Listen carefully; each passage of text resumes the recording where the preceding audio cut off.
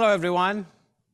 Happy Nowruz, and thank you for joining us at the National Council of Resistance of Iran, U.S. Representative Office. My name is Irgc Jafarzadeh, and I'm the Deputy Director of the NCRI Washington office. We're delighted to host this event coinciding with the Iranian New Year, Nowruz. That's why next to me, we have a traditional half-seen table, which symbolizes life, rebirth, health, strength, and sunrise. And that's what we are looking for, the sunrise of freedom in the new Iranian year. Let's hope for it, and let's work to make that happen. Now, before I get to our speakers, let me remind everyone that our conference is broadcast live on our website, NCRI-US.org, and on all our social media platforms, including Twitter, Facebook, and YouTube. Today, we intend to discuss the state of the Iranian regime, its weaknesses and vulnerabilities, the state of protests and the desire of the Iranian people for change. We will look at the behavior of the Iran regime to include its nuclear weapons program, its missile and UAV program, its support for proxy terror groups, its role in supporting the invasion of Ukraine by siding with the unjust war there, and finally, what the US policy should be in countering all of these problems, but also in helping the people of Iran to achieve freedom the same way that the people of Ukraine are fighting for their freedom from occupation, invasion, and bombings. Needless to say that the US Congress has played a significant role so far, and key Democratic and Republican voices are pushing for a firm and decisive policy regarding Iran, and we're grateful for all of them. We've seen Senator Bob Menendez and Senator Ben Cardin, Senator Jim Risch and Ted Cruz, and many others expressing serious concerns from both sides of the aisle about US policy on Iran. Equally, there are bipartisan voices on the House side. To address all of that, we have impressive and distinguished guest speakers today that I will briefly introduce them on alphabetical order. And they are Ambassador Lincoln Bloomfield Jr., former US Assistant Secretary of State for Political and Military Affairs, Dr. Stephen Bucci, Visiting Fellow at the Heritage Foundation, Ambassador Joseph Ditrani, former Special Advisor to the Director of National Intelligence, Ambassador Paolo Dobriansky, former Undersecretary of State for Global Affairs, Ambassador Bob Joseph, former Undersecretary of State for Arms Control and International Security, Honorable Michael Mukasey, the 81st Attorney General of the United States, Dr. Behzad Raoufi, Chief Validation Engineer for Space Missions, Ambassador Mitchell Reese, former Director of State Department Policy Planning, Mr. Jonathan Rui, Ginsa Director of Foreign Policy, Ms. Suna Samsami, US Representative of the National Council of Resistance of Iran, Honorable David Shett, former acting Director of the Defense Intelligence Agency, Dr. Siamak Shojai, Professor of Business at William Patterson University. We'll have Senator Bob Torricelli, former Democratic Senator from New Jersey, and General Chuck Wald, former Deputy Commander of the United States European Command. And I have the honor of moderating the conference today. Also want to thank the very large participation of Iranian Americans from all over the United States, from nearly 45 states who are joining us on Zoom. You can see them now. Thank you all very much for taking the time and participating in this very important and timely conference.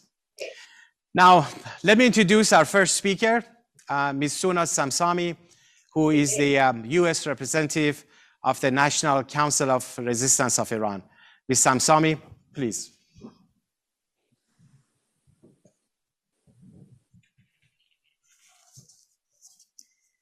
Thank you, Alireza.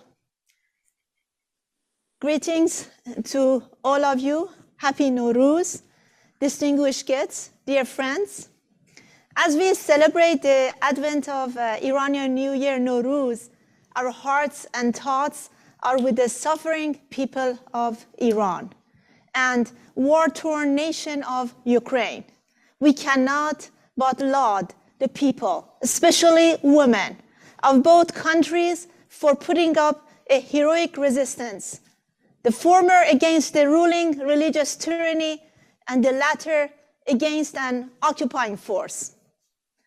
Although we are saddened by the passing of our beloved companion and vanguard, Dr. Manucher Hezarkhani, but once again, we greet Nowruz as a sign of end of all sorrows and pains.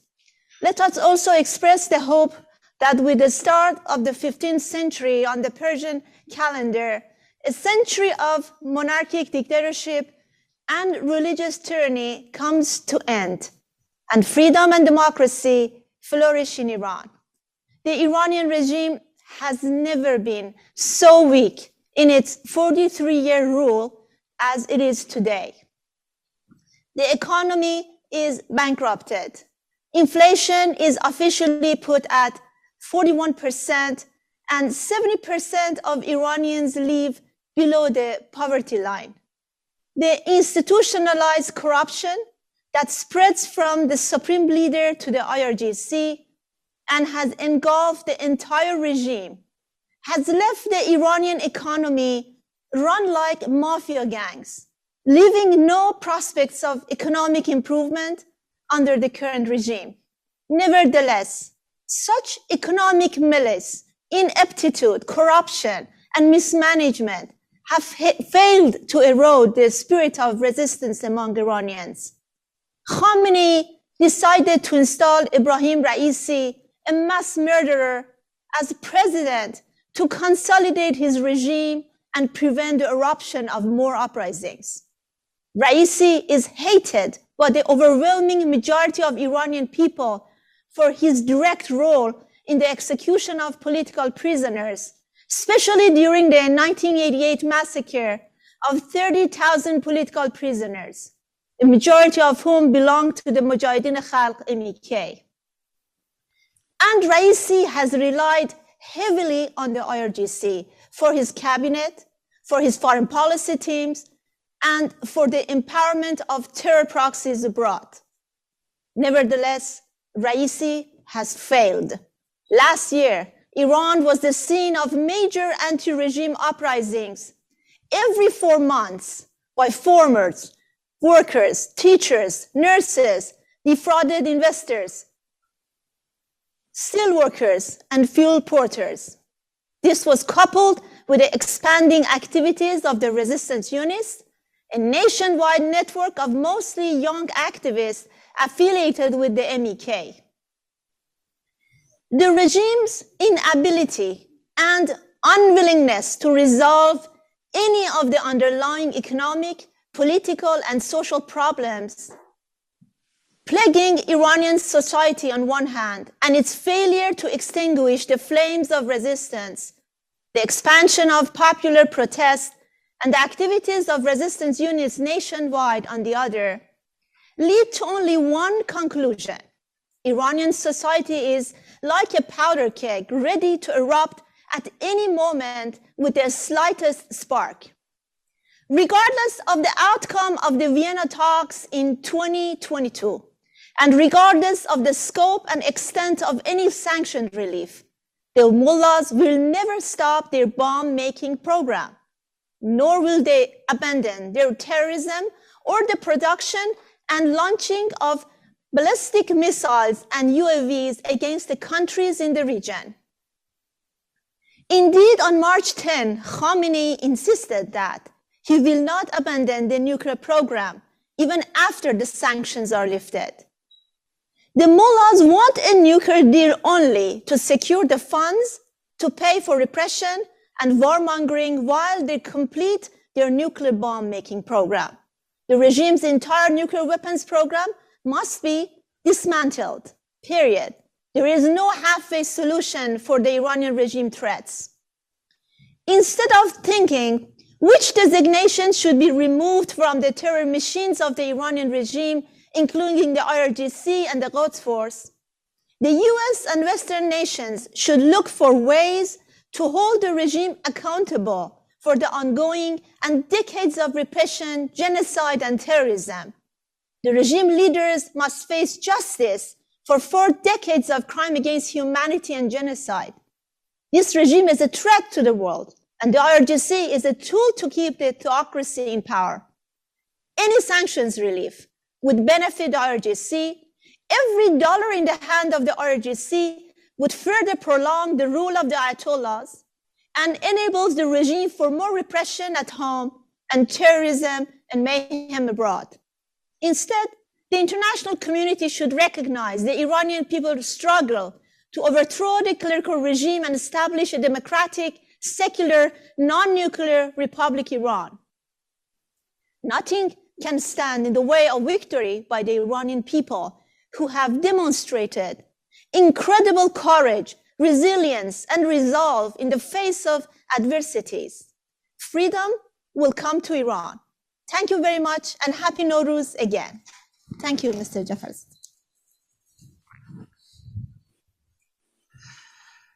Thank you so much, Ms. Samsami. Indeed, as you concluded, freedom will come to Iran. We're now going to Judge Michael Mukasey, the 81st Attorney General of the United States. Mr. Mukasey, you've been fighting terrorism a good portion of your professional career. Now there are reports that the US government is considering to comply with the Iranian regime's demands to lift the IRGC from the FTO list in exchange for their promise to ease tensions in the region. So I appreciate when you make your remarks, if you are able to also address this issue. Attorney General Mukasey, please. Well, thank you, Ali Reza. Thanks to all of those who are involved in this very important discussion, both those who are participating in it and those who are watching to see if we can find reason for hope for the sunrise that Ali Reza mentioned in his introductory remarks. Even as we're meeting here to discuss these matters, the dangers that the regime in Tehran poses to the world and the way of overcoming those dangers, there are negotiators in Vienna that are who are having a discussion of a very different kind. According to news reports, they are considering a demand by the regime that the Iranian Revolutionary Guards Corps, the IRGC, be removed from the list of foreign terrorist organizations that's maintained by the United States. And that's supposed to be part of the price for Iran entering into a resurrected version of the Jcpoa, an agreement that is supposed to keep Iran, at least temporarily, from completing the steps toward developing a nuclear weapon. And that price is said to include also a lifting of sanctions on the regime. It's hard to know where to begin in breaking down what's wrong with this picture. So let's take it one step at a time. As to whether the Jcpoa can or should be revived at all, I offer simply the plain and documented fact that despite the regime's claims that it seeks only a peaceful use for nuclear technology, development of a nuclear weapon has been the goal of Iran's program from the outset. Documentary evidence proving that was obtained in 2018, when Israel seized and shared with the world documents from an archive in Tehran that described Iran's nuclear weapons program in detail. And those documents show that Iran has been working on that program nonstop since 1979. And when I say nonstop, I mean even during the time when the Jcpoa was supposedly in force. And Iran, even under the New Deal being discussed, so far as we know, would remain as one of the 4 countries designated by the United States as a state sponsor of terrorism, along with North Korea, Cuba, and Syria. Now, there are 2 entities that Iran uses to conduct its terrorist activities. One is Hezbollah, the other is the IRGC. In fact, the IRGC has taken credit for a missile that hit a facility in Iraq just a few days ago and has been shown to have distributed explosive devices that were used to kill American soldiers in Iraq and elsewhere. And this is the entity that Iran is asking to be removed from the list of foreign terrorist organizations as part of the price of entering into an agreement that it is certain to cheat on, just as it did in the earlier version of the agreement. I submit to you that removing the IRGC from the list of foreign terrorist organizations would actually be even worse than not having placed the organization on the list in the first place. As a practical matter, being on the list exposes people and entities that deal with the IRGC to financial and even criminal penalties under US law. But since it's been difficult for the United States to actually lay hands on anyone who is dealing with the IRGC, that may not be much of an obstacle. But being on the list does make some entities and some people reluctant to deal openly with the IRGC. But think of the effect of taking the IRGC off the list. That would in effect be the United States saying that the IRGC, which is one of the two entities responsible for Iran's status as a state sponsor of terrorism, that the IRGC is not itself a terrorist organization. The IRGC, in essence, will have been given the good housekeeping seal of approval by the US government, such that no person or entity need have the slightest hesitation in providing resources or financing to the IRGC, banking services, or material to use in constructing weapons, because the United States government is certifying that it is not, or at least that it is no longer, a foreign terrorist organization. And of course, this deal is being negotiated for the United States, not by the United States representatives directly, because the Iran's negotiators in Vienna have refused to meet directly with United States negotiators. It's being negotiated by the regime of Vladimir Putin, who the president has already said is himself a war criminal. And further, Iran has asked that the United States guarantee that this new agreement cannot be renounced by any subsequent administration, which the United States can't do because the agreement will not be a treaty. A treaty must be approved by a 2/3 vote of the United States Senate. And the administration is not going to put this agreement to such a vote because it knows that it doesn't have the votes to support it. So it has offered, that is, the administration has offered what it calls inherent guarantees that the agreement will be permanent, which apparently means that Iran will be given the right to go ahead with its nuclear weapons program with no restriction at all if sanctions are reimposed or any other advantage that Iran gains under this agreement is withdrawn by a later administration. Now, Nowruz is supposed to be, I recognize, a joyous time, but this year it's fraught with danger. If the mullahs are not to be given a runway to a nuclear weapon, whether through violation of an agreement like the one it has already violated, or even through compliance with the brief period that restrictions will be in effect, if that result is to be avoided, it will take bold action by the United States Congress, and in particular by the United States Senate, to assert its authority to review the agreement as a treaty and to vote it down. All we can do at this point is to wait and see what agreement comes out of Vienna, if any, and whether the hope that we all have for Nowruz, the hope of the sunrise that Ali Reza alluded to, that there will be no further empowerment of the mullahs, that the terrorist label on the IRGC will remain in place, that those hopes are realized. I pray with all my heart that they are, and that Nowruz brings us and the world to a better place. Thank you very much. Thank you so much, Judge, for your informative remarks, but also for your wish to see a free Iran, the sunrise of freedom in Iran. That's very much appreciated. You also mentioned the role of Congress. Just today and yesterday, there were many reports that Senator Bob Menendez, Senator Cardin, and many other Democrats, along with Republican senators and others on the House as well, they're saying they need to have their own say. They need to know what's in any kind of agreement, and they will put forward legislations for approval, and they need to be part of it. With that, let me now go to Mr. David Shett, former acting director of the Defense Intelligence Agency, and before that he was actually served for 4 years as the deputy director of the DIA. Mr. Shett is now a visiting fellow in the Davis Institute for National Security and Foreign Policy at the Heritage Foundation. Mr. Shett, please.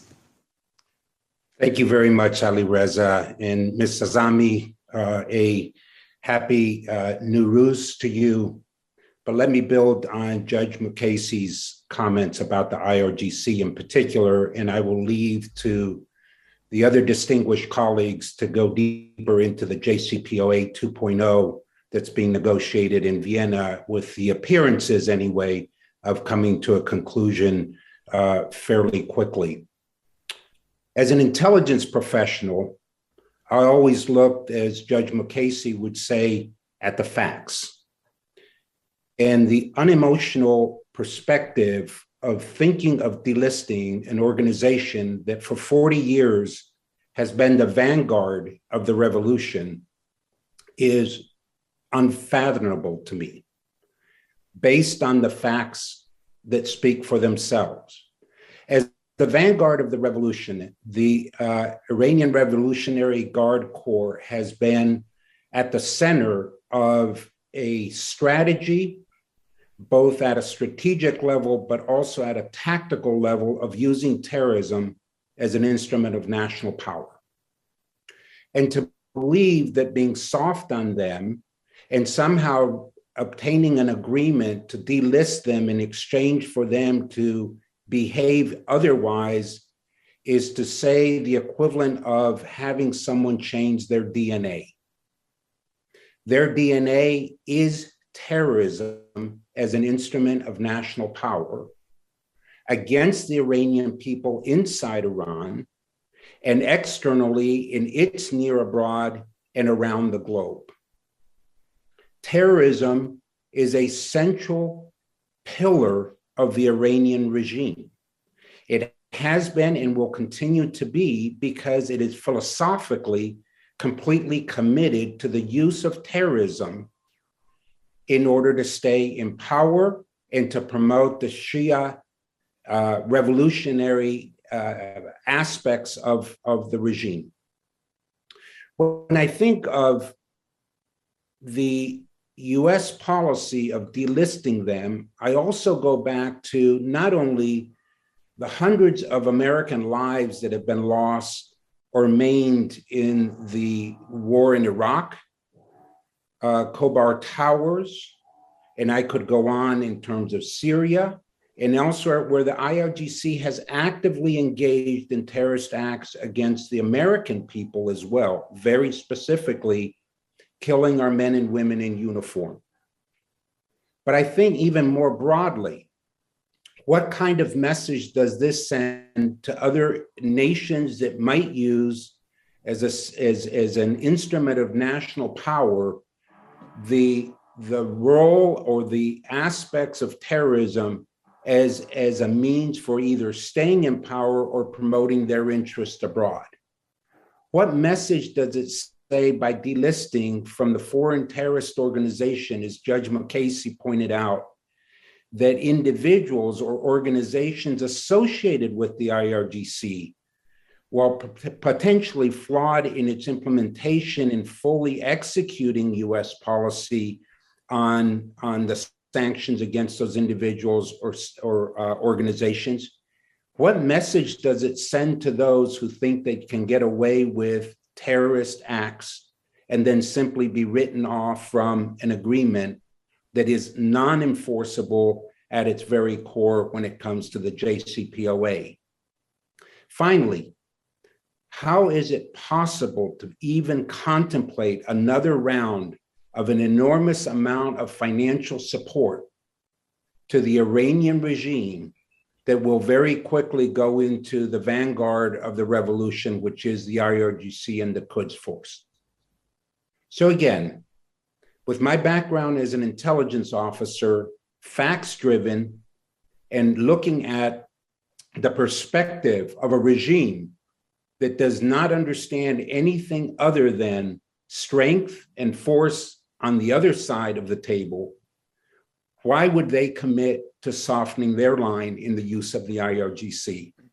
And so for that very reason, I believe any contemplation of delisting the IRGC and the Quds Force and the individuals or the organizations associated with them as a terrorist organization is unthinkable, bad policy, and ultimately will hurt not only the United States and its global interests, but violate the very values that we have supported for the last 40 years when it comes to countering the Iranian regime that we know so well to be instantiated in Tehran today.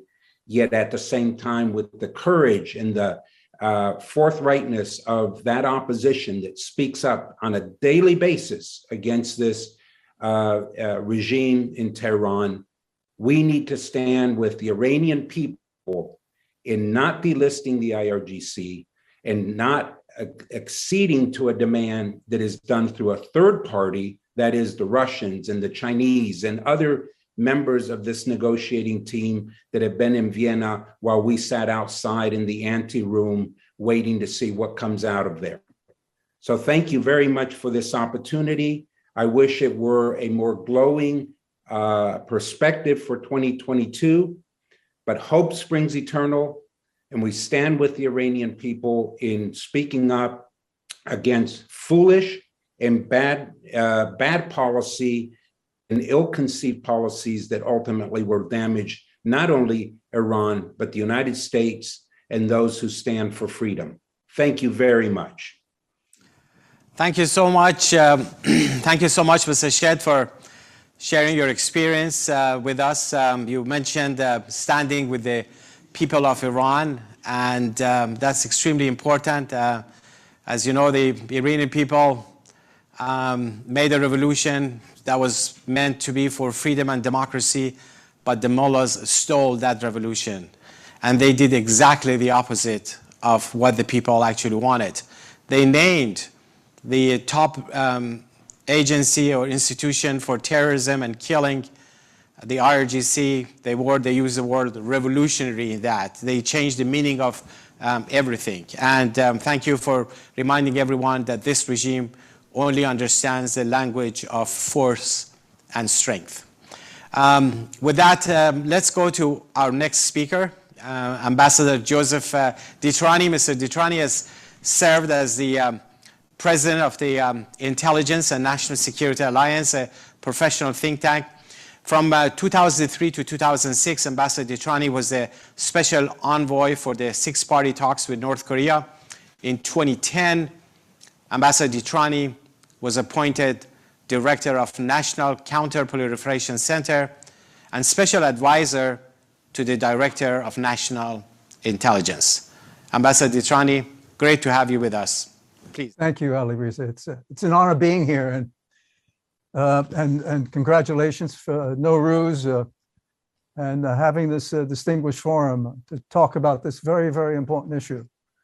My comments today will be bifurcated. I'd like to talk very briefly about the geopolitical aspects to Iran's behavior, and then get into the Jcpoa and what Iran has been doing with their nuclear weapons program. And further to Director Shett and Judge Lucchese, I think their comments were just outstanding. Let me just add this on the geopolitical side. Over the years, we've seen Iran's behavior. We've seen what they've done with Hezbollah in Lebanon.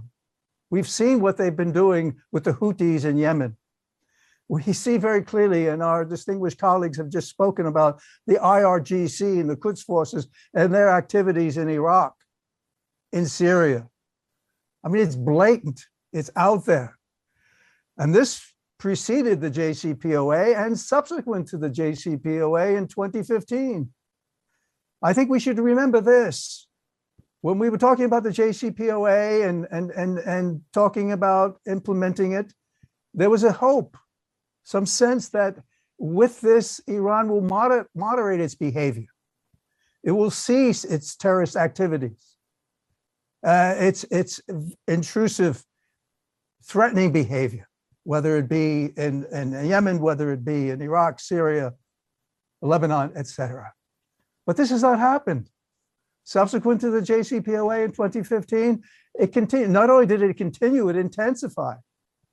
So I think we have to be realistic. And on the geopolitical side of the equation, Iran is on a path. And all indications are they will not change what they're doing with their Quds Force. They'll not change with the IRGC. And they will not change what they're doing with their, if you will, their proxies. So I totally agree with my colleagues when they talk about taking the IRGC off the list of foreign terrorist organizations. I mean, what a message that would be. It would be profound. Let me move to the nuclear side of the ledger, because that's such an important side. Because we could see in the Middle East, certainly we're seeing some of this in East Asia with North Korea. We could see in the Middle East, if Iran persists with their programs, let's be very candid about it. Up until 2003, we have definitive proof that Iran was pursuing a nuclear weapons program. And Judge Lucchese talked very clearly about what the Israelis discovered in 2018 to show that this not only goes back, it goes back to the 1970s. But certainly up until 2003, they were pursuing a nuclear weapons program with great vigor. And then prior to the JCPOA in 2015, Iran was enriching uranium to the 20% purity level. And what does that mean, ladies and gentlemen? That means that if they can reach to the 20% purity level, it would not take that much time to move to 90, 93%, which is weapons grade enriched uranium. And this is what we were seeing prior to it. So with the JCPOA, there was a sense there that Iran would then cease and desist, come down to approximately 3.2, 3.6% purity of enrichment. But up until that time, we saw problems with the IAEA getting their monitors to visit facilities in Iran. We saw that prior to the JCPOA. We certainly saw it subsequent to the JCPOA. The US withdrew in 2018 from the JCPOA, but that didn't change anything. Iran, in fact, intensified its efforts to enrich uranium to a higher level, enrichment up to 60%. Problems with the IAEA getting inspectors, monitors into facilities, building advanced centrifuges that would take it fewer hours, fewer days, fewer months to enrich to a level of purity that would permit a nuclear weapons program. Iran is at a threshold as a nuclear weapons state as we speak now. And the logic here is now coming back to the JCPOA, Iran will cease and desist. It would move in a different direction. Well, we know from the JCPOA that there are sunset clauses for centrifuges, building more sophisticated centrifuges so they could spin that much faster, so that they get that much quicker. You could have high purity enriched uranium for nuclear weapons. And that's with a 10-year period. That means up to 2025. The same thing with enrichment, 15 years. That means up to 2030. Iran could cease and desist and say, we can enrich up to 90%. This is the point. So I think there's a cry for, if we can't moderate their geopolitical behavior, at least on the nuclear side of the ledger, because it's a message to all the countries in the region and the world. Let's at least edit, moderate, change, amend the JCPOA, amend it accordingly, and to prohibit enrichment. And that's why I cite and I applaud what Senator Menendez has been doing with his colleagues in the Senate, with Senate Resolution 511. That reads, just a small section of it that reads, establish a regional fuel bank that would assist international efforts to avoid a destabilizing arms race in the Middle East and would promote the peaceful use of nuclear power. This is where we need to be going. Because if Iran persists with their programs, and they can remain a threshold nuclear weapon state, other countries, whether they be Egypt, whether it be Saudi Arabia, whether it be Turkey, will say, well, maybe we need to also be threshold nuclear weapon states. And that's significant, ladies and gentlemen. And as we see this with the tragic war going on in Ukraine, and with Putin putting on the table his nuclear weapons at a high alert level, we need to be moving in a different direction with nuclear weapons and nuclear technology. So I applaud what Senator Menendez and his colleagues in the Senate are doing, trying to move forward with. But we have a task in front of us, and we have to prevail with Iran. Recording in progress. And I thank you very much for permitting me to share some of my views with you. Thank you so much, Ambassador Ditrani. You highlighted very important points. You mentioned that the Iran regime has been in violation of the NPT before and after, during the Jcpoa. You mentioned that certainly the role of Congress, especially what Senator Menendez and in a bipartisan with Senator Lindsey Graham, the resolution they have introduced that they're calling for zero enrichment of the Iran regime. That's our position. We believe that the nuclear program of the Iran regime has always been about nuclear weapons and not energy. And that's why this whole program needs to be dismantled. So thank you very much for mentioning that. We're now going to go to Ambassador Bob Joseph. He was the former Undersecretary of State for Arms Control and International Security and Special Envoy for Non-Proliferation. He also served in the National Security Council as Special Assistant to the President and Senior Director for Proliferation Strategy, Counterproliferation, and Homeland Defense. Ambassador Joseph, great to have you with us. Ali Reza, thank you. Please allow me to join with others in extending my best wishes for the Nowruz holiday to you and all of your colleagues in Washington, and of course to all of your colleagues at Ashraf-3 in Albania. I hope and I trust that this year will bring us closer to our shared goal of a free, democratic, and secular Iran. Today, the world's attention is focused on Putin's war in Ukraine, bringing both heartbreaking images of civilian deaths and inspirational images of Ukrainian resistance fighting the Russian invaders. This may be a transformational event, one that could change the course of history, not only in Europe, but well beyond, as we can no longer escape the reality that evil exists in this world without regard to the idealism of the rules-based international order. And as we think about Ukraine, another potentially transformative event is taking place, and that is the fight for freedom from the religious dictatorship in Iran. But this war is being played out without constant images of death and destruction, or the concentrated attention of the media. Instead, the focus is on diplomatic negotiations to bring the United States back into the Jcpoa, the 2015 nuclear accord. The unintended consequences of such an agreement, which some press reports indicate is imminent, risk the very opposite of what the West rightly seeks in support of Ukraine's heroic struggle. Little is known about the agreement and what has been conceded by the United States in the negotiations. Even Senator Menendez, chairman of the Foreign Relations Committee, stated recently that he doesn't know what's been agreed. We've received press reports during the nearly year-long Vienna talks that the US had made concession after concession, and that the Iranian side, never willing to take yes for an answer, has pocketed each one only to come back and demand more. While press reports are not definitive, we know for sure that at least one negotiator on the US side has resigned in protest of the US position being too weak. I can assure you that's an extraordinary occurrence.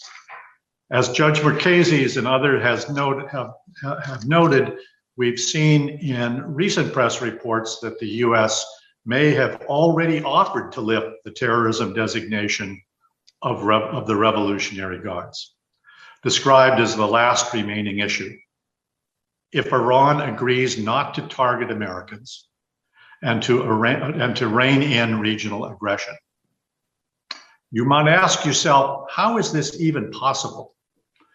We know that these are empty promises that would never be fulfilled. As others have pointed out, the Irgc is a terrorist organization. As David said, terrorism is in their DNA. The organization has the blood of hundreds of Americans on its hands, dating back decades and continuing until today. It commits terrorism every day throughout the region, directly and through its proxies in Syria, in Lebanon, in Iraq, and the list goes on and on. How can this administration believe that Iran would keep such commitments? How can this administration believe that rejoining the Jcpoa will bring détente with Iran and a more stable region? Never mind that these dangerous fantasies were proved false in 2015, when the tens of billions or more dollars given to Iran were used to do just the opposite. Yet they still seem to guide the administration's grand policy. Little wonder why our friends and allies in the region are reassessing their security relationship with the United States and looking to Beijing and in some cases even to Moscow for support. Little wonder why their leaders won't pick up the phone when the president calls. So how should we assess the agreement once it is made public? Senator Menendez has suggested three very reasonable criteria. First, it should roll back Iran's nuclear capabilities and close the pathway to a nuclear weapon. Second, it should provide for effective verification. And third, it should constrain Iran's missile force. Yet none of these have any prospect for being met. The Potemkin constraints on the nuclear program, even if observed, will begin to expire in 2026. Iran will, without doubt, fail to come clean on its weaponization program, despite long-standing promises. And Iran has rejected all constraints on its missile forces. What we do know, because we've seen the movie before, is that Iran will take the windfall it receives from the lifting of sanctions and use it to further its aggression in the region, to fund terrorist activities, to expand its missile and nuclear programs, and to repress the people of Iran who seek their freedom and dignity. Statements that we will negotiate follow-on agreements to deal with these issues simply insult one's intelligence. So why is the administration seeking an agreement at any cost? Is it that the administration is comprised of the same policy team that struck the fatally flawed agreement in 2015 and are acting to preserve their legacy? Possibly. Is it that the administration has learned nothing from Iran's actions following the 2015 agreement? Possibly. Is it that the administration fails to see how the world has changed in the last 7 years, including the expansion of Iran's nuclear program, making it today a virtual nuclear weapon state? Possibly. Is it that the president and his team are deeply inflicted with the Trump derangement syndrome and insist on reversing his withdrawal from the Jcpoa? Undoubtedly. But most of all, I believe the main reason is the administration's failure to understand one basic point. The Iranian regime will never give up its nuclear weapons program. It is a weak regime. It is a desperate regime at war with its own people. It sees as the lesson from Gaddafi in Libya, and likely now from Ukraine, that it must have a nuclear weapons capability as a guarantee to deter outside intervention in the civil conflict that is certain to come as the Iranian people rise up in their demand for freedom and dignity. It is this basic fear It is this basic fact that should guide U.S. policy, providing hope and assistance to the Iranian opposition, not a lifeline to the mullahs. Thank you for the invitation to join you this morning. It's been a pleasure. Thank you so much. Thank you so much, Ambassador Joseph. You certainly had important points to make. One I like to highlight is that you mentioned that this is a weak, a desperate regime at war with its people, and you mentioned the need to stand on the side of the people of Iran for change. Appreciate that. Now we're going to go to Honorable Paula Dobriansky, former Undersecretary of State for Global Affairs for 8 years. She's a senior fellow at the Harvard University Belfer Center. She's also the vice chair of Scowcroft Center for Strategy and Security at the Atlantic Council. During her more than 25 years in national security affairs, she has held many Senate-confirmed positions in the U.S. government, including Director of European and Soviet Affairs at the NSC. Welcome, Ambassador. I appreciate your participation. You're probably the only person on this conference who is of Ukrainian descent. I know you have a lot to say about Iran, but it would be great if you can also address what's going on in Ukraine. Ambassador, please. Well, thank you so much, Ali Reza. Thank you, and Happy Nowruz. Happy Nowruz to you. And also, I'd like to say Happy Nowruz to all those Iranian families celebrating this jubilant holiday. I hope that this new day brings health, happiness, and prosperity to each of you, your families, and your loved ones. And, you know, on this special occasion of Nowruz, I hope for a new day. That's certainly the term that is used, a new day in Iran that is built on those foundational principles, in fact, of human rights, freedom, and democracy. You know, there's an ancient Persian poet by the name of Sadi Shirazi, who once wrote, quote, "Thank God the pleasant Nowruz breeze returned and freed us from the cold," unquote. I wanted to share and remind of that quote because, however, your beloved ancient country is still held in the cold captivity of the Ayatollah's brutal regime. And I'd like to first say a few words about the human rights situation in Iran today. The Iranian regime continues severe repression of the Iranian people. Iranians who seek economic rights, they fight corruption, as we know, and have presented and protested the brutal regime, have been persecuted, they've been imprisoned, and sometimes executed as well. Last year, Iranian security forces killed hundreds, and they arrested thousands in a series of anti-government protests that took place to really protest against particularly the corruption and also the suppression of rights.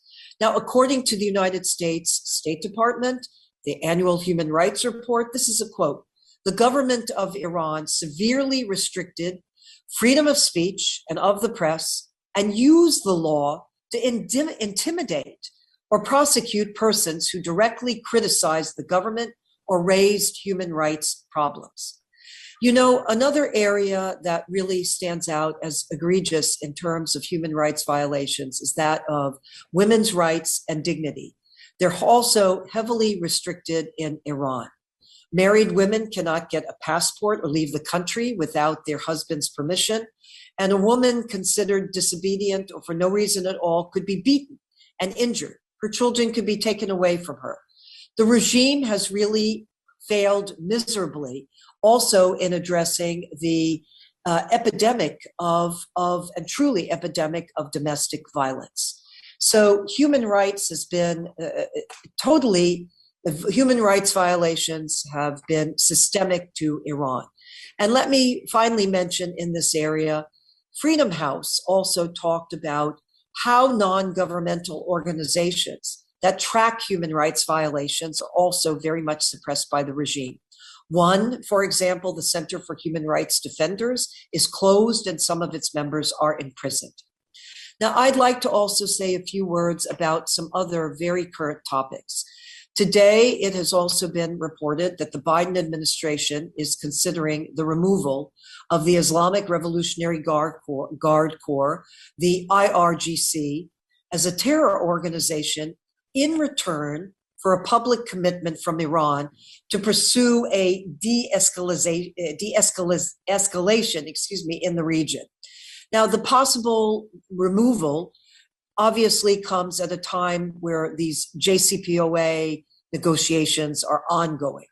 The Irgc is responsible for countless merciless attacks on American civilians and allied forces throughout the Middle East. Furthermore, they also have been very responsible for the killings of thousands in Syria and Lebanon. So here, what is my message? My message on this is that Irgc should not be delisted from the State Department's Foreign Terrorist Organization designation. I also want to say a word about Jcpoa. The administration also seeks to revive the Jcpoa. It is a bad deal. And actually, I think it could be said that it's worse in many respects than the original Jcpoa. Although the original Jcpoa was bad. It will not prevent Tehran from acquiring nuclear weapons or engaging in terrorism, or for that matter, regional aggression. Finally, I'd like to start with the point that you asked me, Alireza, and asked me about, and that's Ukraine, being of Ukrainian descent. The global community is witnessing, in fact, Russia's war on Ukraine and the ongoing massacre of Ukrainians. The Iranian regime has absolutely supported the revisionist narrative of Vladimir Putin, as well as supporting the Russian invasion of Ukraine, a scorched earth attack on innocent civilians. And in fact, one of Putin's first phone calls was in fact to the Iranian president after he ordered the invasion. And this comes also right after Iran asserted earlier this year its commitment to boost and strengthen its ties with Russia in a new long-term bilateral cooperation agreement. So as we come together celebrating the new year, let us be reminded of the strength of those freedom-loving peoples in Iran and around the world, and that very hope for a new day. Happy Nowruz.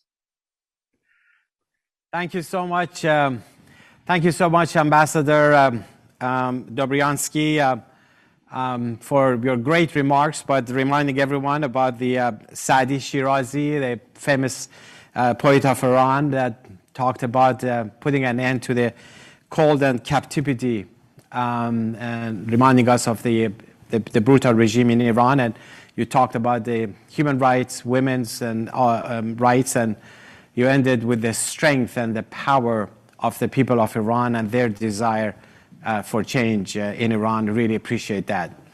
We're now going to hear from General Chuck Wald. General Wald is a former deputy commander of United States European Command.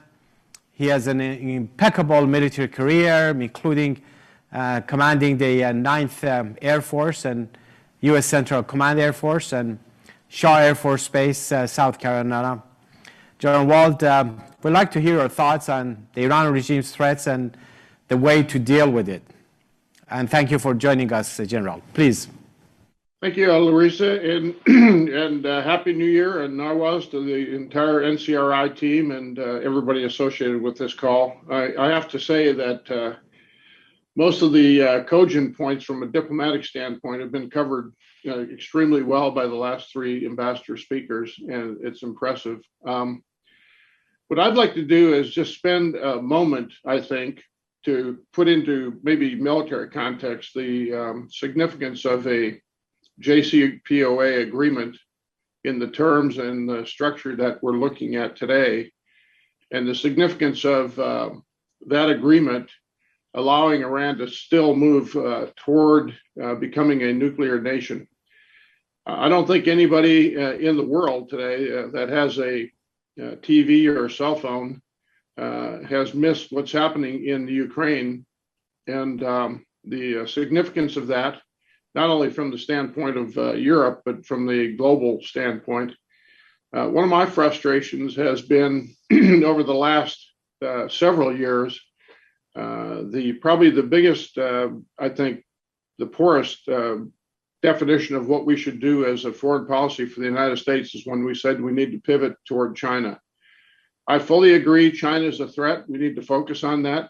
But when you say the word in English, pivot, it means you turn your back on something. And in that case, we turned our back on the Middle East to a certain extent.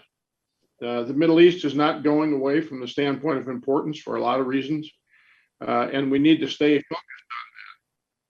The issue in the Ukraine that's held the US administration back primarily, I think, has been the threat by Putin that he would use nuclear weapons if forced into that corner.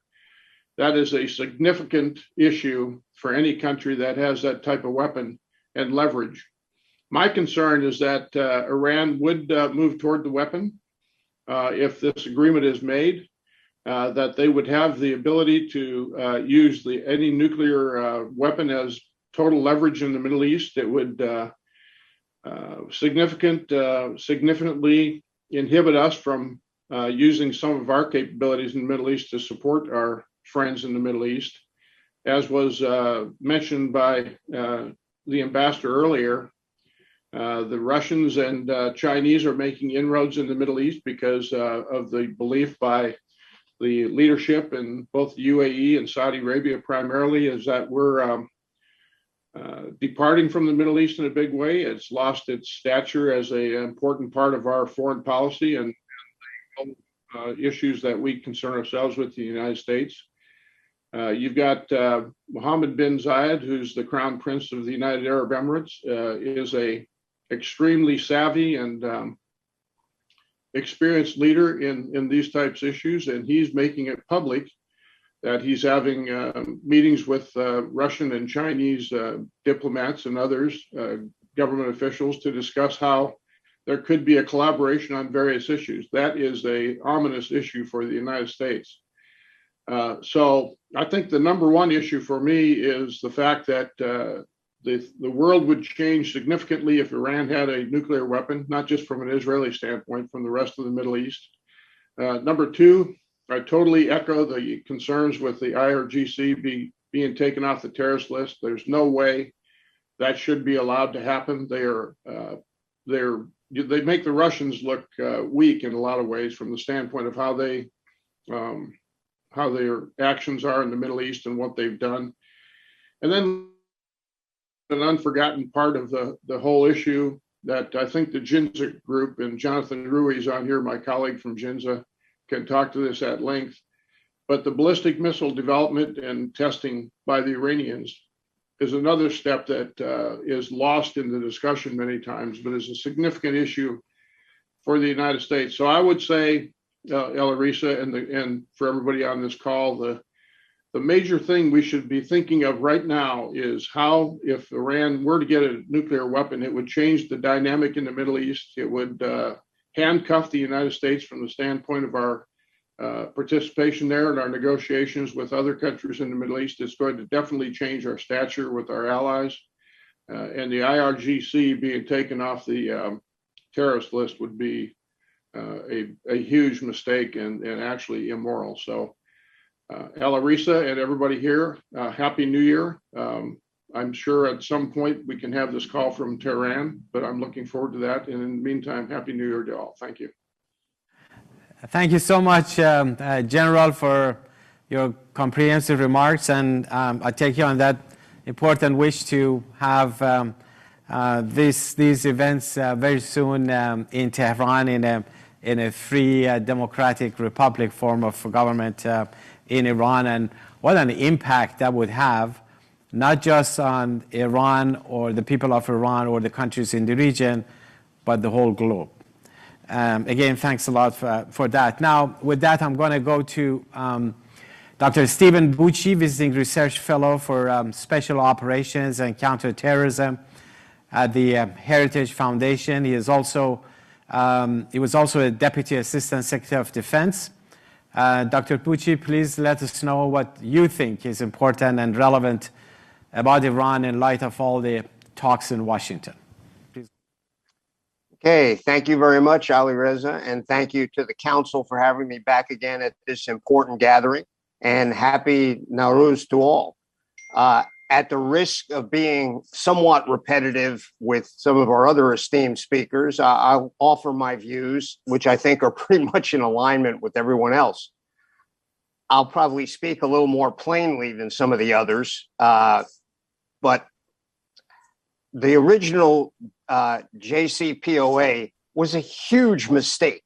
It was driven by an irrational desire by the Obama team to realign America's policy foundations in the Middle East, to somehow think that the regime in Tehran, as it exists now and as it did during the Obama administration, that it would be a partner for the United States and somehow improve the way we worked was ridiculous. The idea that that regime would change its terrorist stripes and suddenly be nice was ludicrous and ignorant then, and it still is today. The monies released from the frozen accounts and outright gifted to Iran did nothing but fuel terrorism and the continued development of the other weapon systems that Iran is counting on to bring even more destruction to the region. The lack of any aspects that would have restrained the IRGC and accepting that fact made the United States look weak, feckless, and frankly clueless. Then Secretary of State John Kerry's comments of, well, but this isn't about the IRGC, it's about their nuclear program. How could anyone sitting in the Secretary of State's office think that these things were not inextricably connected to one another?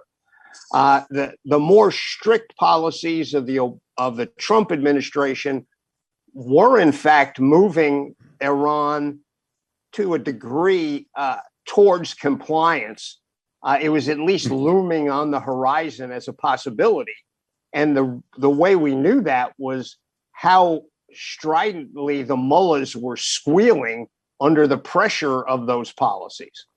Now, President Biden has abandoned the concept of dealing from strength and is basically giving Tehran exactly what it's been praying for. When you add to that mix the complication of the Russian invasion of Ukraine, it really goes south. Could America look any more confused and inept in dealing here? We have the Russians negotiating for America to renew the Jcpoa. At the same time, we're asking Iran and Russia, two countries that we have sanctioned, to pump more oil for us because of purely domestic concerns. I don't like paying any more for gas than anybody else, but the idea of going to those two countries that way is crazy. Tehran, as has been mentioned, has supported Russia in their illegal invasion of Ukraine from the day it started, in defiance of the will of the rest of the civilized world. And at the same time, Russia adds its own demands to the negotiations and says they won't get the deal signed unless they are given complete free rein for its trade relations with Iran. So no restrictions on Russia at all in this regard. To be honest with you, I don't know how poor Don Lemon and the other people on the legacy media are dealing with this. They're so befuddled and confused that it would be humorous, except that it's so sad.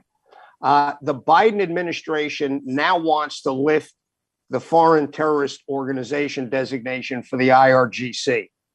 look, as a former Army Green Beret, these are the people I used to chase around the world. The IRGC is the most dangerous terror organization in the world. They are the ones who empower the other really important terrorist organizations like Hezbollah, like the Syrian government, like different parties in Lebanon, around Iraq.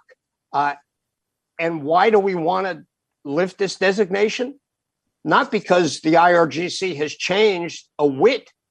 It's because we just want to sweeten the pot to try and get Tehran to buy onto this deal. They are playing us again like a fine violin, and America again looks weak and feckless. So we're going to flood Tehran with money, at the same time repeating the blunder of putting no restrictions on the IRGC activity. So we take off restrictions on Tehran. We again give them literally boatloads of money. All the while, they are unrepentant, undeterred, and blatantly proclaiming that they will continue their terrorist operations and support of all of these other terrorist factions around the world.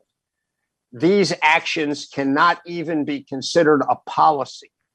When you lump them together, they are so schizophrenic that the internal conflicts of them hardly can stand up. Biden must drop this fool's quest to reform the present regime in Tehran. It will not change.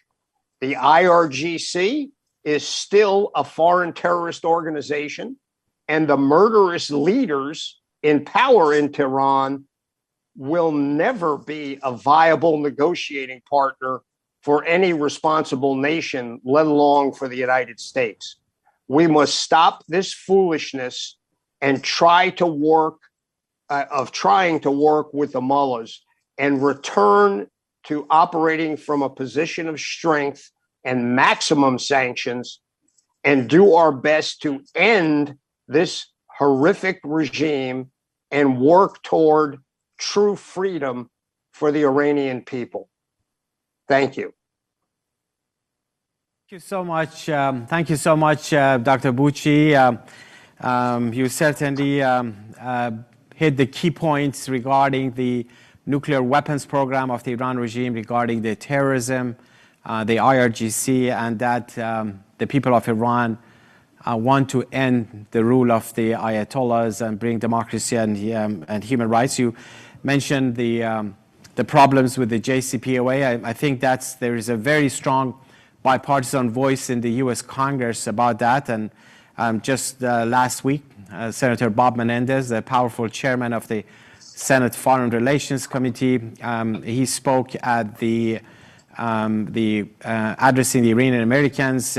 He mentioned that it's been, and I quote him, he said, it's been clear for a year, but has become even more abundantly clear over the past few weeks that Iran is simply looking for any excuse to drag out talks while it continues to advance its dangerous nuclear program.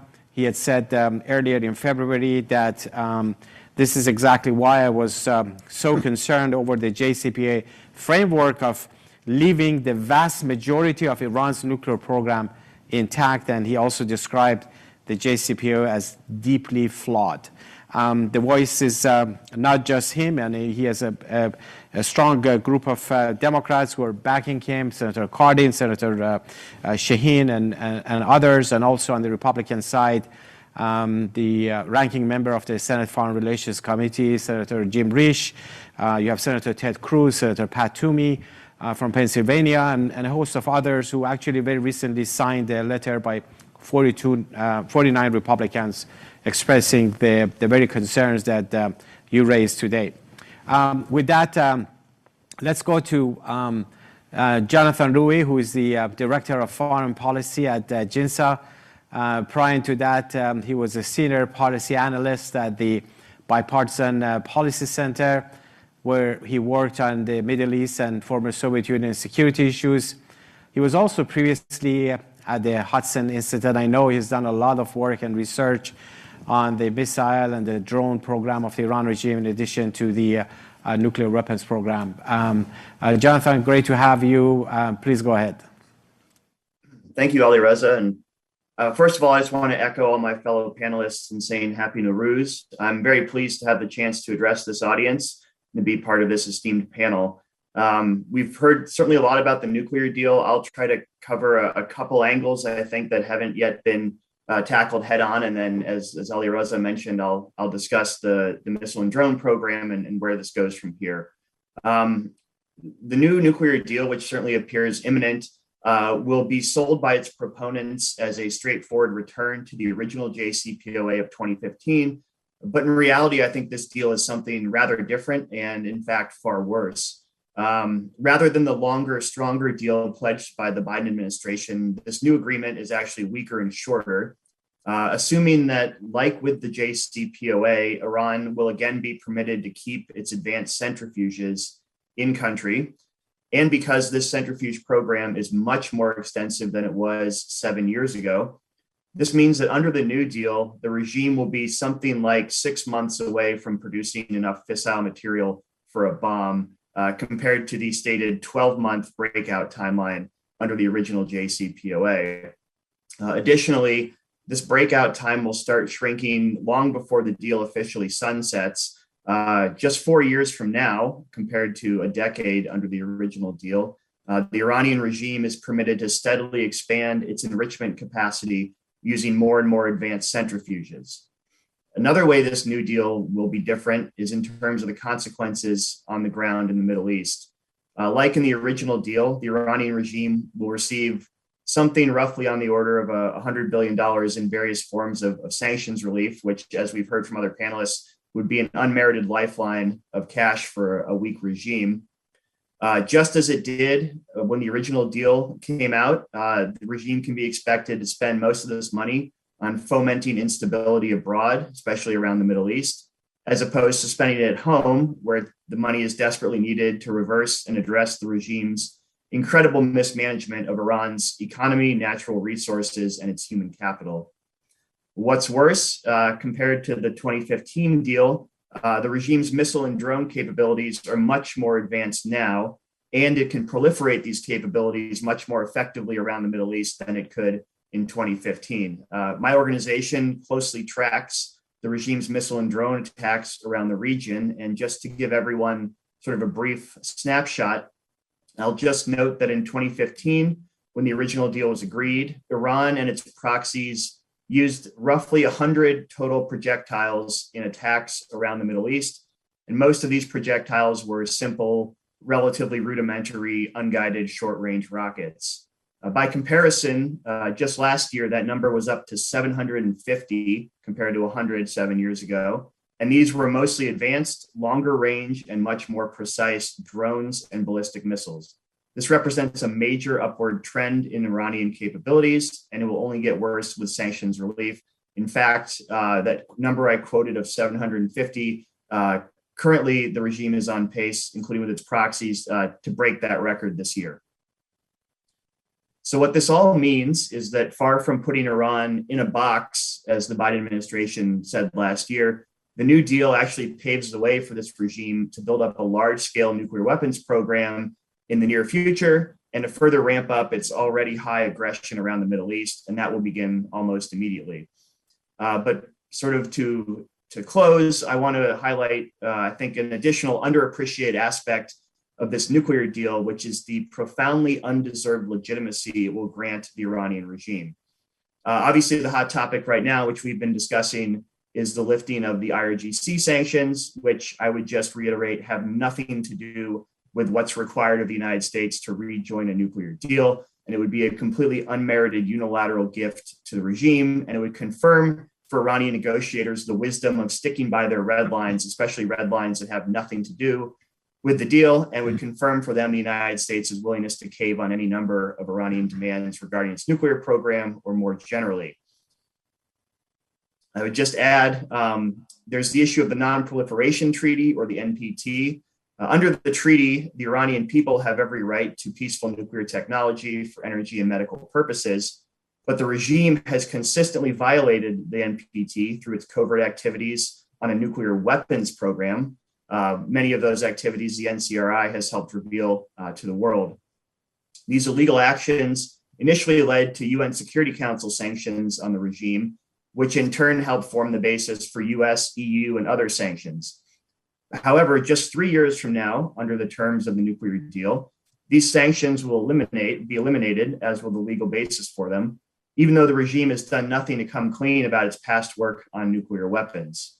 So in essence, this deal legitimizes the regime's lies about its so-called peaceful nuclear intentions and its declared but unfounded right to enrich uranium. Again, that's a right the Iranian regime claims with no basis under international law, or given its long record of, shall we say, violating its safeguards agreements. So to close, I would just summarize the sort of three overarching negative consequences of this deal. The first is it does not prevent a nuclear armed Iranian regime, but rather does the opposite in a shorter period of time than I think a lot of people appreciate.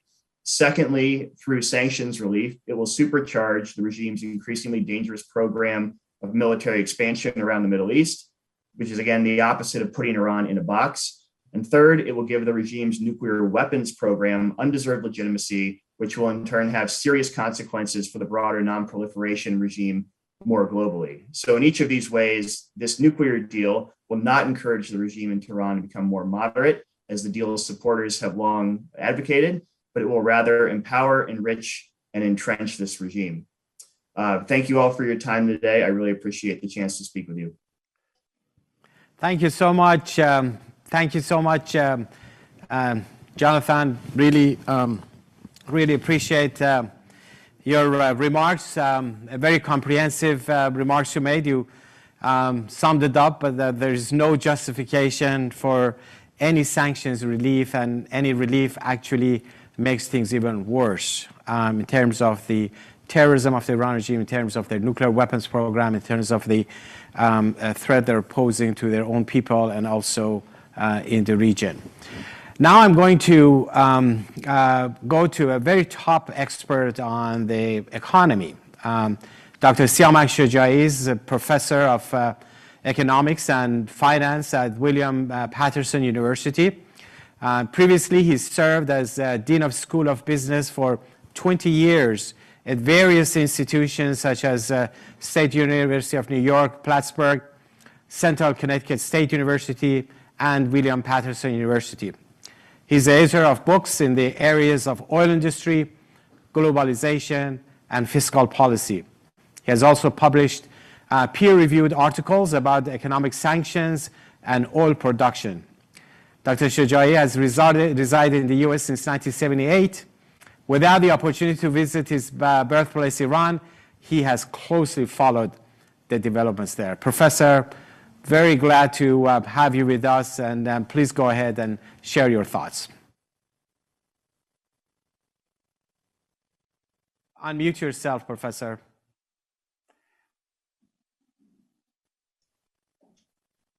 Sorry about that. I thought you would do that.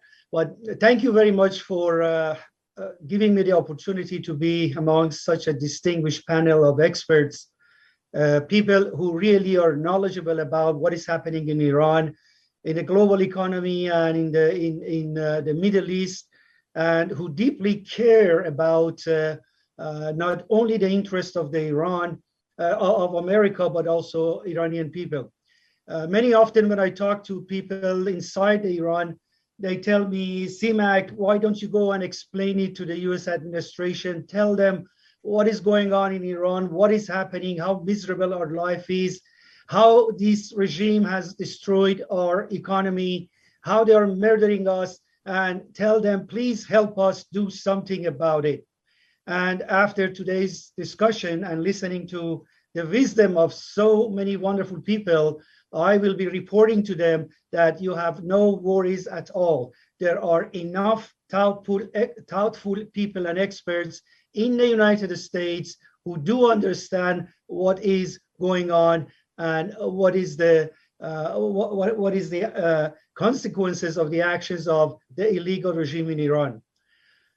David said that terrorism is part of DNA of the Revolutionary Guards. In fact, a quick look at the constitution of the clergy regime in Iran proves that and demonstrates that. The mission of the Revolutionary Guards is basically two. Number one, to make sure that the regime remains in power no matter what. They can use any means and do anything they wish as long as they keep the regime in power, and that means repressing Iranian people, forming secret services which go and arrest Iranians at wish, torturing them, killing them, and also shooting people on the streets who are just peacefully demonstrating and demanding their democratic rights, economic rights, and human rights. The other mandate of these clergy guards, not Iranian guard or even a revolutionary guard, is basically to support all activities of the regime to export this revolution to outside of Iran. Initially to Shiite Muslim countries, in the next stage to all Muslim countries, and finally, wishful thinking, to export their so-called revolution to the entire world. The Revolutionary Guards, they do this by not only using terrorism externally, but by supporting terrorist groups all over the region and even in our backyard in Latin America and South America. They have attempted many times to recruit even criminal figures to act on their behalf and commit terrorism. The Revolutionary Guards accomplished their mission by totally controlling the Iranian economy, either directly or indirectly. More than 70% of the Iranian economy is controlled by 4 major agencies. 3 of them are directly under the rule of Khamenei, the supreme leader, and the 4th one, also under his rule and control, is indirectly controlled by the Revolutionary Guards in support of the terrorist activities of the regime abroad. These are like Mostazafan Foundation, Quds Foundation, and the construction of the Order of Khomeini, which was an entity created right after Khomeini took over Iran in order to confiscate any property, any asset under any excuse as they wished. And of course, the Khatam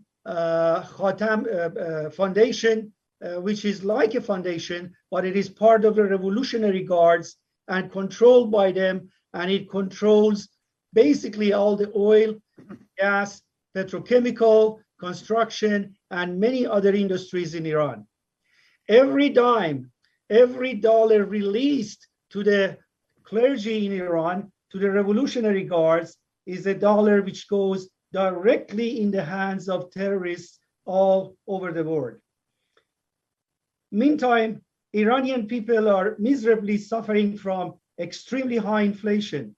The official rate is 40%, but many Iranians report to me that when they look at a basket of basic things that they consume, prices keep doubling every few months, and they cannot even have access to the basic necessities. Meanwhile, the clergy are enjoying billions of dollars of stolen funds and investing in Venezuela, in Lebanon, and elsewhere on planet Earth.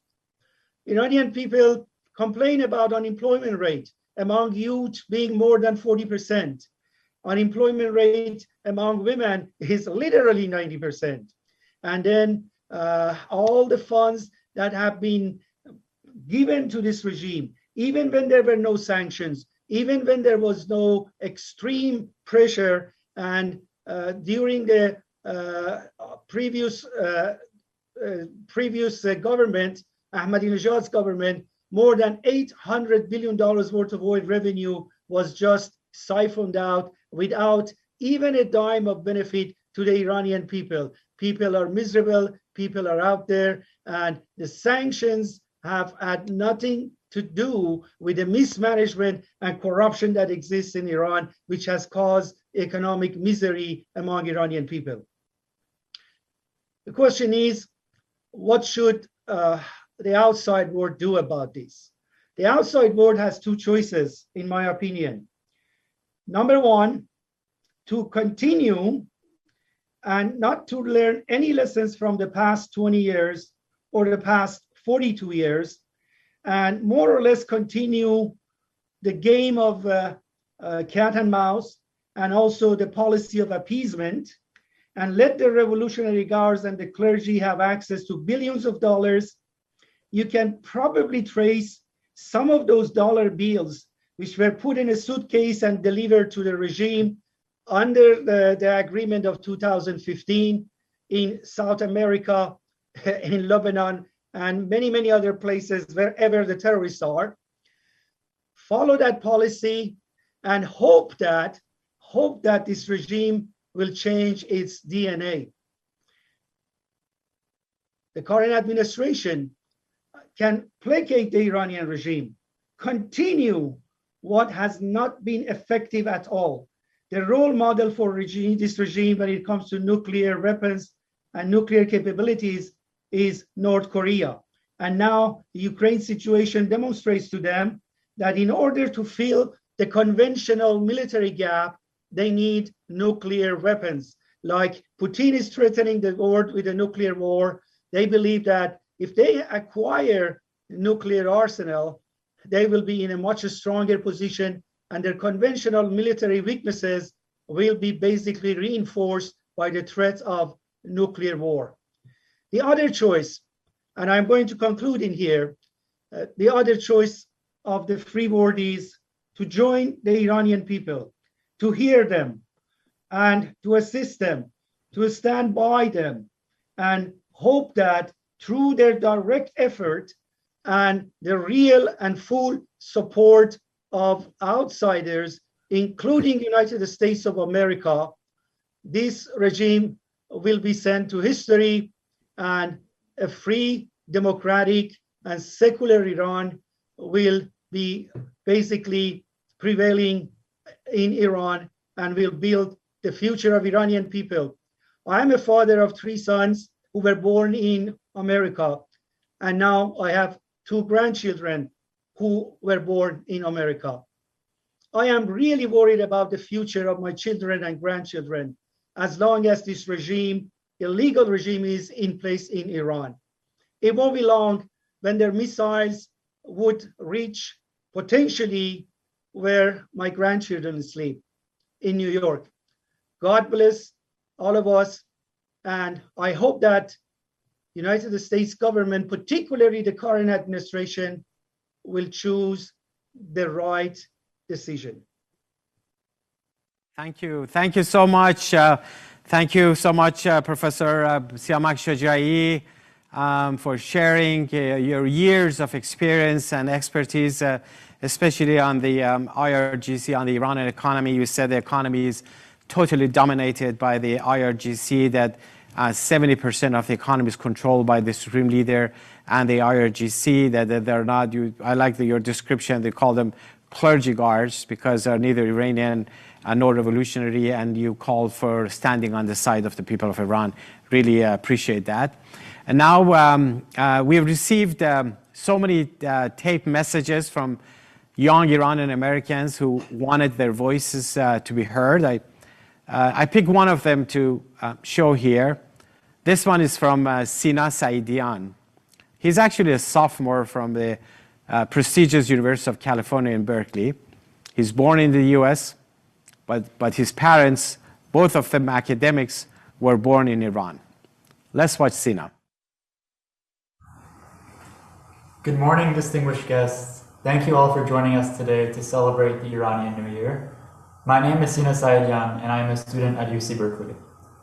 While the dawning of spring is meant to be a time of celebration in Iran, The new year also provokes a sense of reflection in all of us. And as members and friends of the Iranian American community, we can't forget the common cause that we've all gathered here today to support. We also cannot forget the sacrifices and efforts that all of us here have made in our commitment to a free Iran.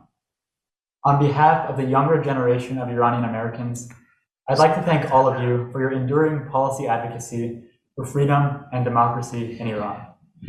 And in the spirit of celebrating Iranian culture and the new year, I'd like to play a short song called Gol Goldun, which roughly translates to blossoming flowers.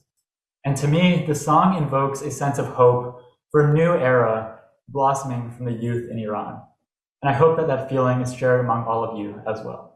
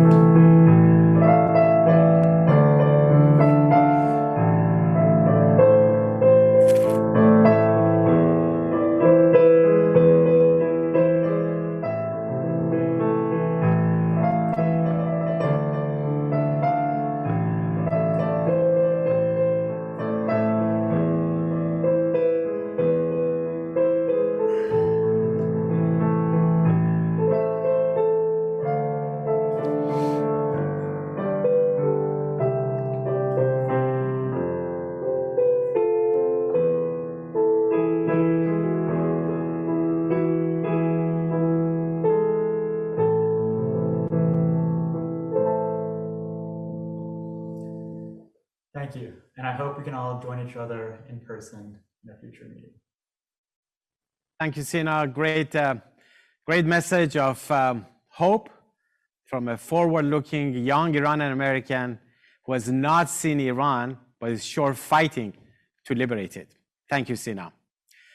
We now have the opportunity to hear from former Senator from New Jersey, Senator Torricelli, who, by the way, joined the Democratic leadership in his very first term in the United States Senate.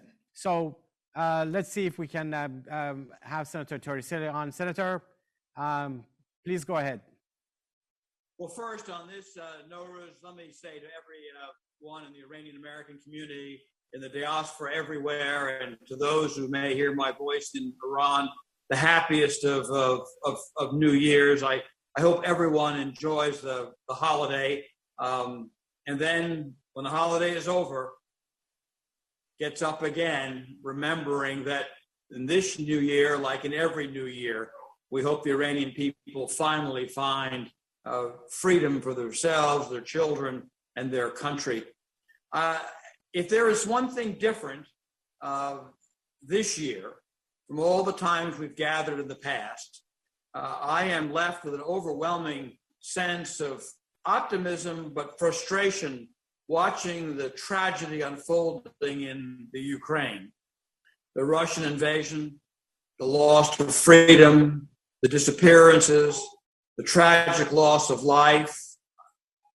And it occurs to me that as the world rises to defend the Ukrainian people, for 40 years, the Iranian people have been experiencing the same thing, just in slow motion.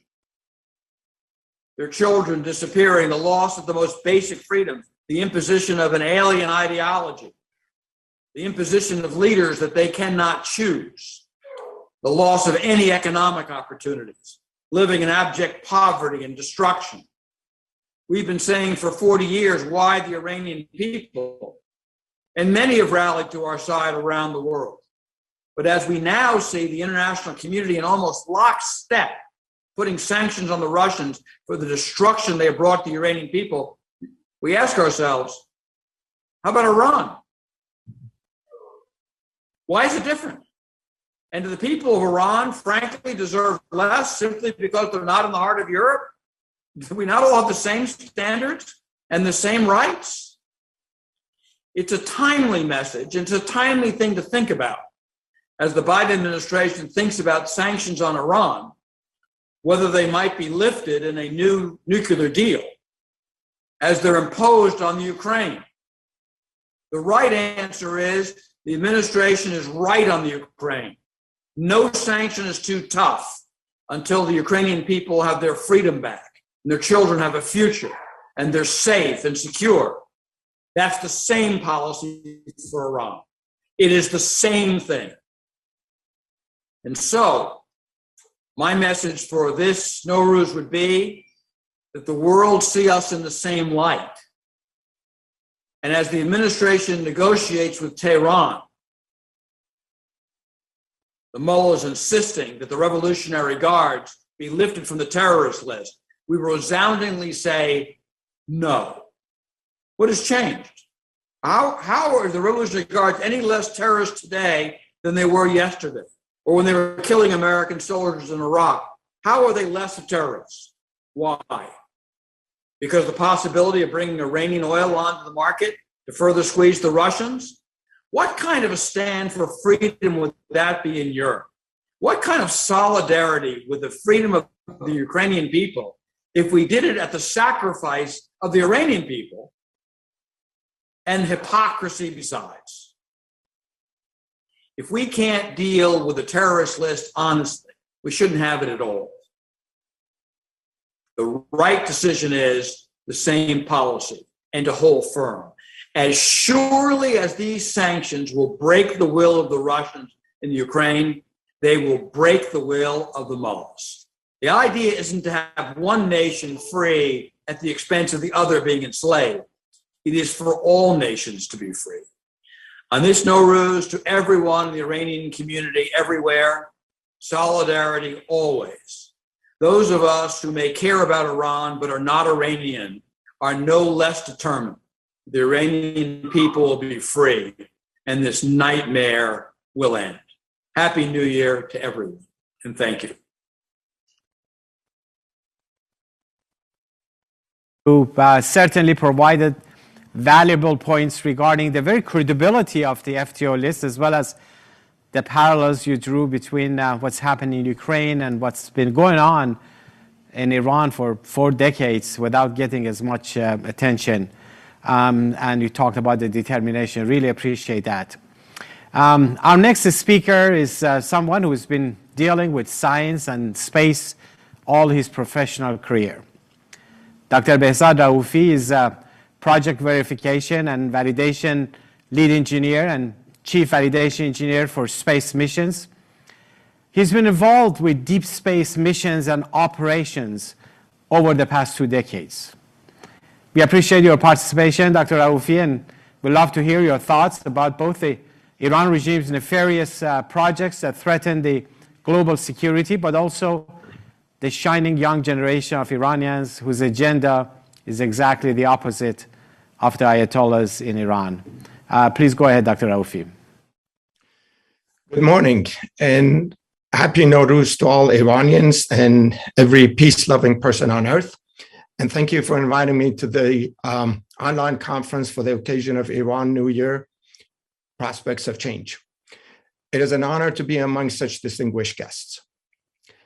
As an Iranian American who spent nearly 4 decades in space exploration industry in support of NASA and international space missions, and in light of the recent developments related to Iran and the JCPOA, I'd like to make a few comments on Iran's regime's misuse of its resources and how that will significantly expand if concessions are made and sanctions are lifted.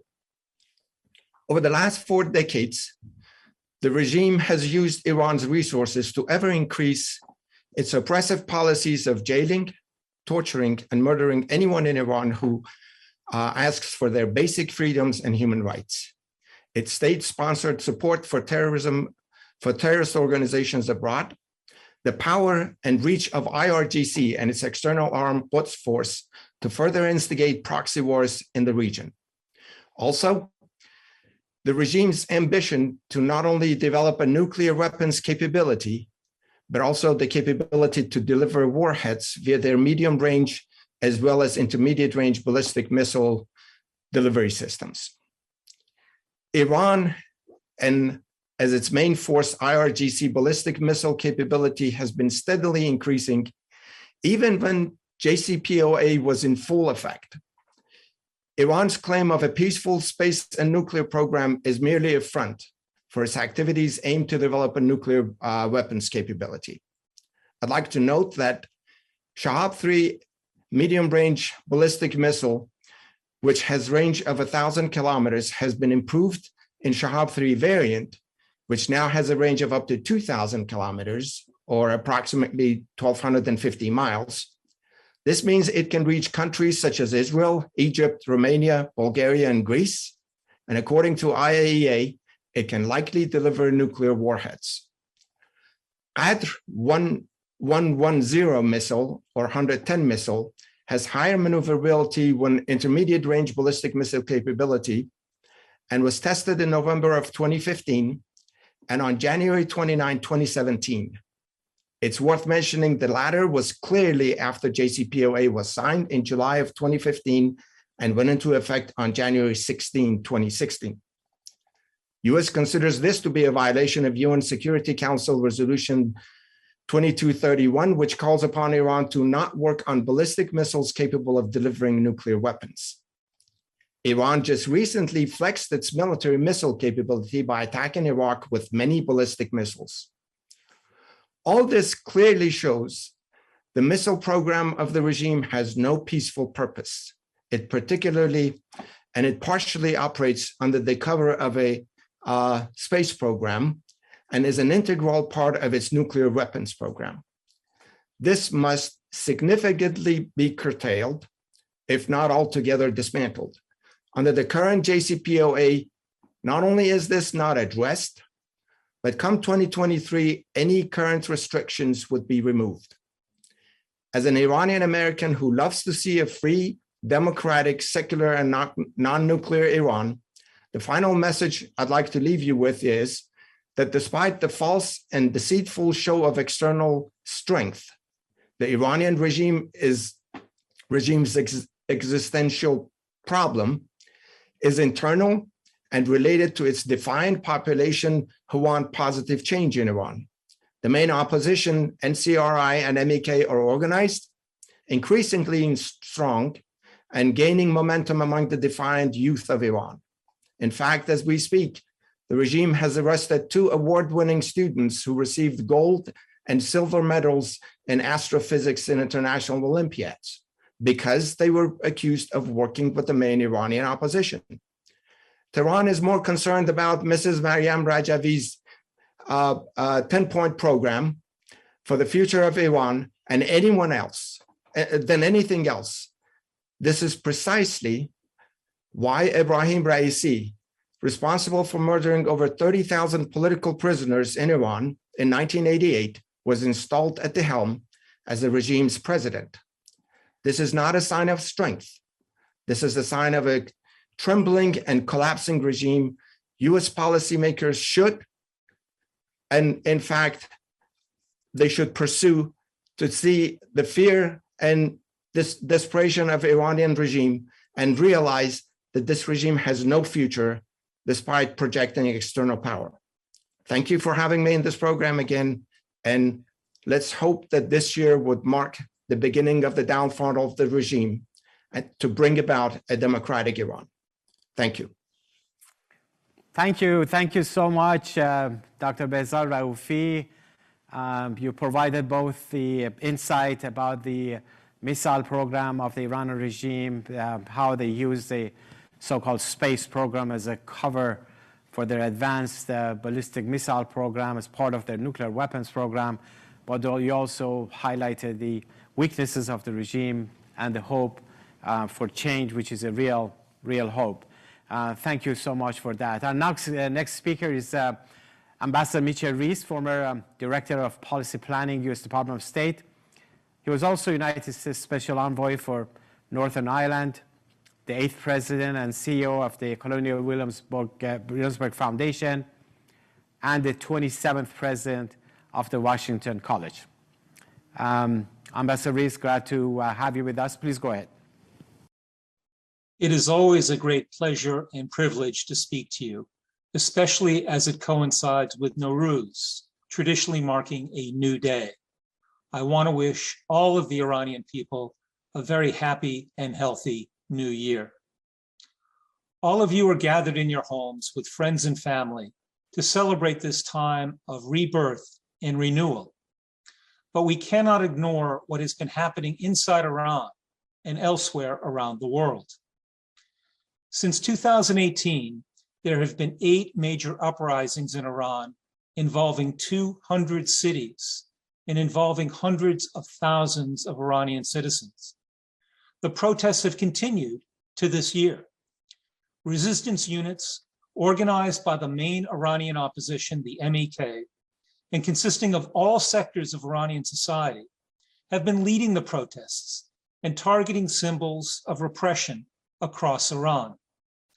They torched and destroyed the statue of Qasem Soleimani the same day it was erected. They publicly burned pictures and posters of the supreme leader and Ibrahim Reese, who is directly implicated in the mass murder of 30,000 political prisoners in 1988. These protests have been cheered and hailed by the Iranian people.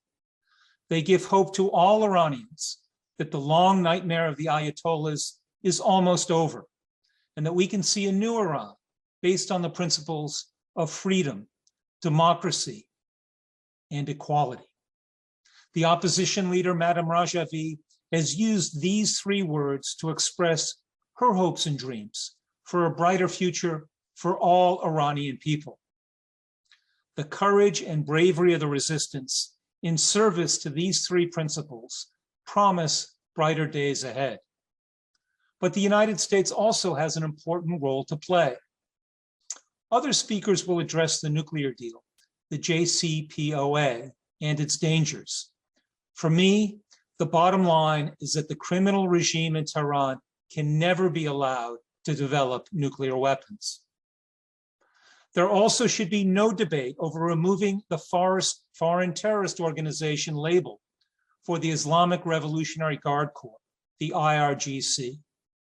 For one thing, the IRGC has given no indication that it has halted its support for terrorism. In fact, the IRGC took responsibility for a dozen missiles being fired into Erbil, Iraq, near the US consulate just a few days ago. Second, delisting the IRGC would send exactly the wrong message to Tehran and only lead to more terrorism in the region and perhaps beyond. And third, delisting the IRGC would rehabilitate Iran across the region at exactly the wrong time. The Iranian regime has never been less popular in the Middle East. Recent public opinion polls show that nearly 2/3 of young Arabs now view Iran as an adversary, that a majority of all Arabs want Iran to withdraw its support for its regional proxies, Hamas and Hezbollah, and that more than half of Arab Shiites hold an unfavorable view of Iran. And of course, the Iranian regime has alienated its own population through economic mismanagement, corruption, hostility to the United States, adventurism across the region, and brutal repression. It should surprise no one that Tehran is supporting Russia in its invasion of Iran. The good news is that the brave men and women of Ukraine are being cheered and supported by everyone else around the world, including the Iranian resistance. And like the Iranian resistance, they have become living symbols of defiance in the face of tyranny and aggression. The freedom fighters in Ashraf-3 are symbols of resistance for the Iranian people. For decades, they have been facing the same situation as the Ukrainian people face today. Whether in Ukraine or Iran, the cause is identical. The fight is for freedom, for democracy, and for equality. In both Ukraine and Iran, these brave men and women are showing the world that these principles are worth fighting for and even dying for. These principles of freedom, democracy, and equality are enshrined in Madame Rajavi's platform for Iran, which calls for the universal right to vote, free elections, and a market economy, and advocates gender, religious, and ethnic equality in a foreign policy based on peaceful coexistence with all its neighbors. As we celebrate the start of the new year, we hope to see Madame Rajavi and these principles triumphant in a new Iran that serves all of the Iranian people. Thank you, and best wishes again for a very happy Nowruz. Thank you so much, Ambassador Reese, for your great remarks, very comprehensive one, addressing all the developments inside Iran, the situation in Ukraine, but also the very bright prospect for change in Iran, emphasizing on the 10-point plan of Mrs. Rajavi. Appreciate that. We'd like to, last but not least, go to Ambassador Lincoln Bloomfield Jr., former Assistant Secretary of State for Political and Military Affairs. He's also a distinguished fellow at the Stimson Center. Ambassador Bloomfield, please. Well, thank you very much, Ali Reza, and my warmest, most heartfelt Nowruz greetings to you and to the NCRI-US office, to our friends at NCRI, our friends in Albania at Ashraf-3, the Iranian American community, and to Iranians all over the world, and to your friends who share in the hopes for a new year. Of course, this is a very somber time, and like many of your distinguished guests, I've been focused on the current crisis in Europe and keeping an eye on, obviously, the negotiations in Vienna and what is happening around the Middle East with Iranian aggression. And it seems to me they are related. This is a difficult time for the US government. They're trying to juggle many things. I sympathize with people who want to stop nuclear proliferation, and it's a very important task. But I also recognize that when Iranian supplied sophisticated missiles are hitting oil and gas targets in Saudi Arabia with precision, and they are coming from Iran, that this too cannot be overlooked. And the question is what to do about it. It's been frustrating. And I think what I want to say today, and what I want to say in the spirit of Nowruz, is that I think that the very horrific events in Ukraine with Russia's mass murder of the Ukrainian people is a pivotal moment in history that will affect the future of Iran and the future of US-Iran relations. Here's what I mean. It has mobilized the West. It has reminded Americans who have been debating each other from the left and the right that we all share in very important principles and the need for peace in the world. The Ukraine crisis could escalate to the nuclear level. Let's hope it does not. But the point is, when this is over, I believe the West will be more reinforced. They will have come together to stand against aggression, to stand against what is against wrong, against criminal violations of the Geneva Convention, the laws of war. And this, I think Russia will be weakened for some time. I think China will have to think very hard about the lesson of this event. And I think the same thing is true of the mullahs of Iran. although I don't think they think very much. They simply do what they do and have done for 42 years. Let me share with you a thought experiment. I don't want to shock you, but it'll keep you awake. What would happen if the United States and other countries lifted all sanctions on Tehran, all of them, terrorism, human rights, all sanctions, and then said, here, now you should give up your nuclear program, and I mean give it up in a verifiable way, but with one condition. If you violate any of these principles of human rights, terrorism, and so many other things, you will be punished. I think the challenge, ironically, for the West would be our intelligence community. Our CIA director, William Burns, in his confirmation hearing, acknowledged very well all of the aggressions that Iran has been doing in the Middle East. So where's the policy? I've heard people in the White House say, well, none of this would really be happening if President Trump hadn't pulled out of the Jcpoa. Well, you know, I testified to keep the Jcpoa because we already paid for it. I didn't think it was the greatest deal, but be that as it may, before President Trump withdrew from the Jcpoa, Iran was planning a mass casualty attack in Albania. Iran was planning to kill me and many of you in Paris. And that was while the Jcpoa was being fully abided by, according to the CIA director, Mike Pompeo. So what this tells us is that the regime has been proceeding with the revolution, what they call the revolution, without unceasingly. They've been committing terrorist acts around the world. They murdered Nisman in Argentina, who was about to brief his legislature on who set off the major bombings in the 1990s.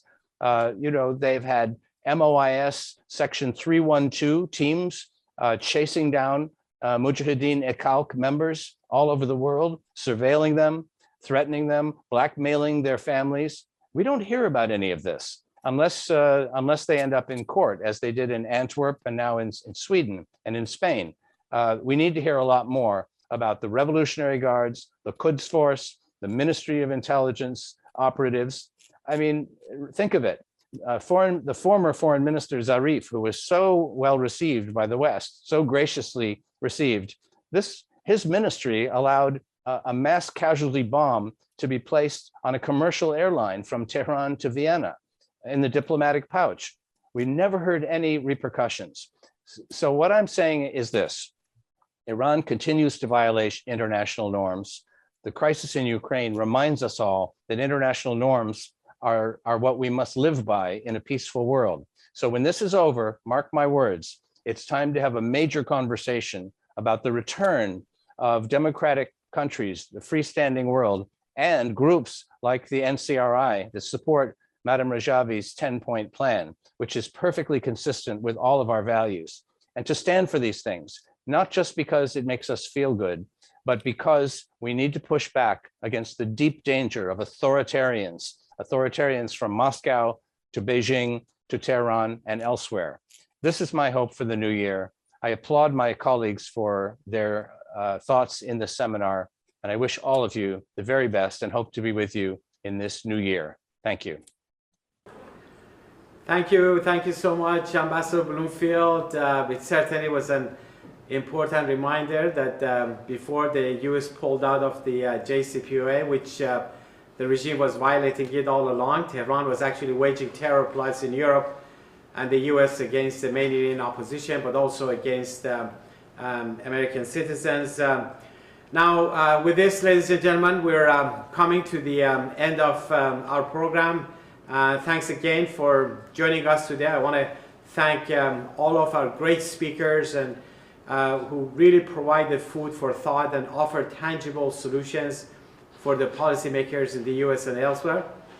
I want to once again thank the Iranian Americans from some 45 states all over the United States. You can see them now behind me, who joined us in the program on Zoom. And let me also end this program with what Mrs. Rajavi said on the occasion of Nowruz, and she said, and I quote, "A republic and democratic aspirations of the Iranian people are within reach more than ever before. The spring of popular sovereignty is on the way. The new day of Iran's freedom is looming. The spring of Iran's freedom and prosperity will come. End of quote.